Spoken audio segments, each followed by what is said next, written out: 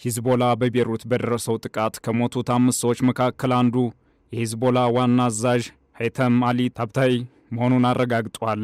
ይህም የሆነው የሊባኖሱ ፕሬዝዳንት ሀገሪቱ በእስራኤል ዘመቻ መሸነፏን አምነው ድርድር ለማድረግ ከተስማሙ ከሁለት ቀናት በኋላ ነው። እስራኤል በቤሩት ደቡባዊ ዳርቻ ላይ ባደረሰችው ጥቃት የሂዝቦላ ዋና አዛዥ መገደላቸውን ተከትሎ አዲስ ቀጠናዊ ውጥረትም ነግሷል። ውጥረቱ በጨመረበት ሁኔታ ሂዝቦላ ምላሽ እንደሚሰጥ መዛቱ ስጋቱን ከፍ አድርጎታል። ይህንና ተያያዥ ጉዳዮችን በዓለም አቀፍ ትንታኔ ዘገባችን እንመለከተዋለን። አበረ ስሜነ ነኝ። 70% ለሚከፍሉ 30% እውነተኛ ቅናሽ በኮሪደር ልማቷ ያሸበረቀችው በውቢቷ ፒያሳና አራዳ ፓርክ ፊት ለፊት ከወዳጅነት ፓርክ አጠገብ ቅንጡ አፓርትመንቶችን ከሜሪትስ ፕሮፐርቲ ከባለ 1 እስከ ባለ 3 መኝታ ቤቶችን በካሬ ከ90 ሺህ ብር ጀምሮ ከ49 ካሬ እስከ 130 ካሬ ድረስ በመረጡት የካሬ አማራጭ ከ441 ሺህ ብር ጀምሮ በ10% ቅድመ ክፍያ ብቻ አቀርበንሎታል። እንዲሁም የጋራ መገልገያዎችን በውስጡ ያካተተ። ምን ይጠብቃሉ? አሁኑኑ ከታች ባለው ስልክ ቁጥር ይደውሉ። የእስራኤል ባለስልጣናትና መገናኛ ብዙሃን ተቋማት በቅርብ ሳምንታት ውስጥ የሊባኖሱ ሂዝቦላ እንደገና እየተደራጀ መሆኑን ተናግረዋል። ወዲህ ደግሞ የሊባኖስ መንግስት እስራኤል በአሜሪካ በኩል ጫና እያደረገችባት እንደምትገኝ ተናግረዋል። ሁለቱም ሀገራት ሂዝቦላን ትጥቅ ለማስፈታት በብርቱ ይሻሉ።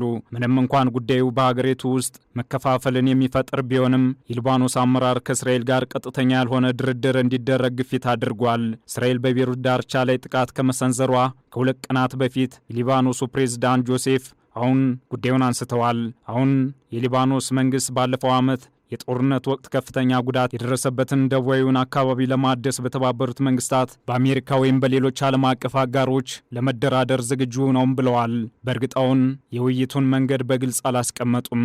ነገር ግን በቅርቡ የእስራኤል ጥቃቶች መጨመር ድርድር ለማድረግ እየፈለገች እንዳልሆነ ያሳያል እየተባለም ነው። እስራኤል በአሁኑ ጊዜ በወታደራዊ ኃይል የበላይነትም አላት። ያ በሆነበት ሁኔታ ከመደራደር ይልቅ ጥቃት መፈጸምን መርጣለች። ይህም በተወሰነ መልኩ ረገብ ያለ የሚመስለውን የመካከለኛው ምስራቅ ዳግም ቀጠናዊ ውጥረት እንዲፈጠርበት አድርጓል። የሊባኖስ መንግስት የሚችለውን ሁሉ እያደረገ ባለበት ሁኔታ በእስራኤል ወገን ፍላጎት ያለ አይመስልም የሚሉ ትችቶችም እንዲሰነዘሩ ምክንያት የሆነው ይኸው የእስራኤል ጥቃት ማገርሸት ነው። በተለይም የተኩስ አቁም ስምምነት በተደረገበት ሁኔታ እስራኤል በቅርብ ቀናት ውስጥ በሊባኖስ ደቡባዊ አካባቢዎች ጥቃቶችን አጠናክራለች። ባለፈው ሳምንት እስራኤል በሊባኖስ ትልቁ የፍልስጤም የስደተኞች መጠለያ ጣቢያ ላይ ባረሰችው ጥቃት ቢያንስ 13 ሰዎች ተገድለዋል። በዚህ ጥቃት በአብዛኛው ሕፃናት የተገደሉ ሲሆን ባለፈው ዓመት ዳር ወር የተኩስ አቁም ስምምነት ከተደረገ በኋላ ከፍተኛው የሟቾች ቁጥርም ተመዝግቧል። እስራኤል ከዚያ ጊዜ ወዲህ በሊባኖስ ከ300 በላይ ሰዎች እንደገደለች መረጃዎች ወጥተዋል። ከእነዚህም ውስጥ ወደ 127 የሚጠጉ ንጹሐን ሰዎች ናቸው። እስራኤል ወታደሮቿን ከሊባኖስ ግዛት እንደምታስወጣ በስምምነቱ ቢገለጽም በደቡባዊ ሊባኖስ ቢያንስ 5 አካባቢዎችን እንደያዘች ትቀጥላለች። ሂዝቦላን ማስወገድ ወይም የሊባኖስን ጦር ከገዢው ፓርቲ ጋር ግጭት ውስጥ የማስገባት እንደምትፈልግ የሚናገሩም አልጠፉም። የሊባኖስ ፕሬዝዳንትና ጠቅላይ ሚኒስትሩ ስለ ሰላም ድርድር በተነጋገሩ ቁጥር እስራኤል ጥቃቷን ታባብሰዋለች። ከዚህ ጀርባ ያለው ፍላጎቷም ሊባኖስ ውስጥ የእርስ በርስ ግጭት መፍጠር መሆኑን በርካቶች ይናገራሉ። የሂዝቦላ ዋና አዛዥ ታብታይ ግድያም ከተኩስ አቁም ስምምነቱ በኋላ የተደረገ ከፍተኛው የሂዝቦላ ኢላማ ነው። ጥቃቱ የተፈጸመው ርዕሰ ሊቃነ ጳጳሳት ሊዮ 14ኛው ወደ አገሪቱ ለመጓዝ እቅድ ከያዙ አንድ ሳምንት ቀደም ብሎና ሊባኖስ 82ኛ የነጻነት ቀኗን ካከበረች ከአንድ ቀን በኋላ ነው። የአሜሪካና የእስራኤል ባለስልጣናት ሀገሪቱ ሂዝቦላን በፍጥነት ትጥቅ ለማስፈታት ካልተንቀሳቀሰች ሂዝቦላ እየተጠናከረ እንደሚሄድ በመግለጽ አስጠንቅቀዋል። አሁንም የሊባኖሱ ጦር ሂዝቦላን ትጥቅ ለማስፈታት በጣም ዘገምተኛ ሆኗል በሚል በአንዳንድ የአሜሪካ ባለስልጣናት ትችት ይቀርብበታል። በነሐሴ ወር የሊባኖሱ ካቢኔ የሊባኖስ ጦር ኃይሎች ሂዝቦላን ትጥቅ እንዲያስፈታና የቡድኑ መሳሪያዎች በመንግስት ቁጥጥር ስር እንዲያስገባ የሚያስችል እቅድ አጽድቋል።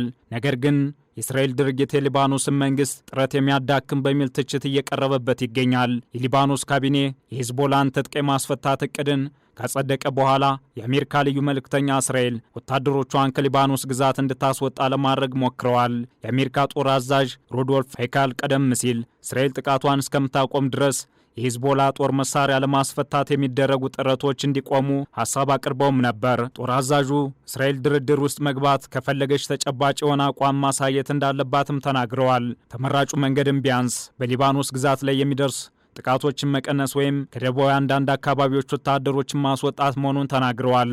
ባለፈው ዳር ወር የተኩስ አቁም ስምምነት ከተደረገ ወዲህ ሂዝቦላ ለእስራኤል ጥቃቶች አንድ ጊዜ ብቻ ምላሽ ሰጥቷል።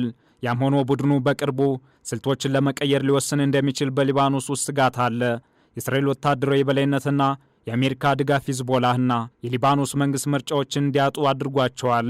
በአሁኑ ጊዜ የሂዝቦላ ትጥቅ መፍታትን በተመለከተ መከፋፈል አለ። በሀገሪቱ ውስጥ ብዙዎች ቀጥተኛ ድርድርን አጥብቀው ይቃወማሉ። በሊባኖስ ውስጥ ብዙዎች የሂዝቦላ ደጋፊዎችን ጨምሮ እስራኤል ወታደሮቿን ከደቡባዊ ሊባኖስ ስታስወጣ መመልከትን ይሻሉ። ጥቂት የሚባሉት ደግሞ የሂዝቦላ ትጥቅ መፍታትን በደስታ ይቀበላሉ። ይህም ዲፕሎማሲያዊ አማራጭ ሊሆን እንደሚችል ይጠቁማሉ።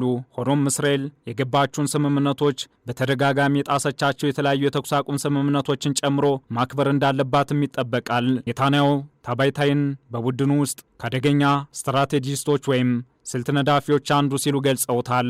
ሀገሪቱን ለመውረርና የእስራኤልን ዜጎች ለመጨፍጨፍ ማሰቡን ተናግረዋል። ጠቅላይ ሚኒስትሩ በተጨማሪም አዛዡ ሐሰን ናስራላ ከተገደለ በኋላ ሂዝቦላ እንደገና ለመገንባት በንቃት ሲሰሩ እንደነበር ገልጸዋል። ኔታንያሁ የመከላከያ ሰራዊት አባላትና የእስራኤል የደህንነት አገልግሎትን ስራቸውን በማወደስ በእርሳቸው አመራር እስራኤል ሂዝቦላ እንዲገነባ አትፈቅድም ብለዋል። በተጨማሪም የሊባኖስ መንግስት ሂዝቦላን ትጥቅ ለማስፈታት የገባውን ቃል እንዲያከብር ነው ያሳሰበው። ይህም በእስራኤልና በሊባኖስ መካከል ደህንነቱ የተጠበቀ ግንኙነት የሚያስገኝ ብቸኛው መንገድ መሆኑን የተናገሩት።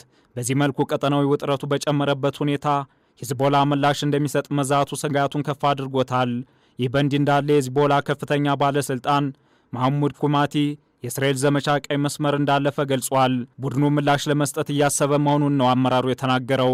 የሊባኖስ አሜሪካ ዩኒቨርሲቲ ተባባሪ ፕሮፌሰር ኢማር ሳላሚ የሊባኖስ ቡድን ምላሽ ከሰጠ ከእስራኤል የሚወሰደው የበቀል እርምጃ ከባድ ሊሆን ይችላልም ብለዋል። የኔታንያሁ የቀኝ ዘመን መንግስት ፍጥጫውን ለማባባስ ጓጉቷል፣ ምክንያቱም ስልጣን ላይ የሚቆየውን መንግስት ስለሚጠቅም ነው ሲሉም ተደምጠዋል። በአንጻሩ የሂዝቦላ መከላከያ ኃይል በከፍተኛ ሁኔታ ተጎድቷል፣ በማዕቀቦችም ተዳክመዋል። አሁን በኋላ በሶሪያ በኩል ድጋፍ አያገኝም ሲሉም ሳላሜ ተናግረዋል። በዚህ ምክንያት ለእስራኤላውያን የረጅም ጊዜ ወታደራዊ ምላሽ ለመስጠት አቅም እንደሌለው ገልጸዋል። ወዲህ ደግሞ ቡድኑ ሙሉ አቅሙን ተጠቅሞ ምላሽ የሚሰጥበት እድል እንዳለ በርካቶች ያምናሉ።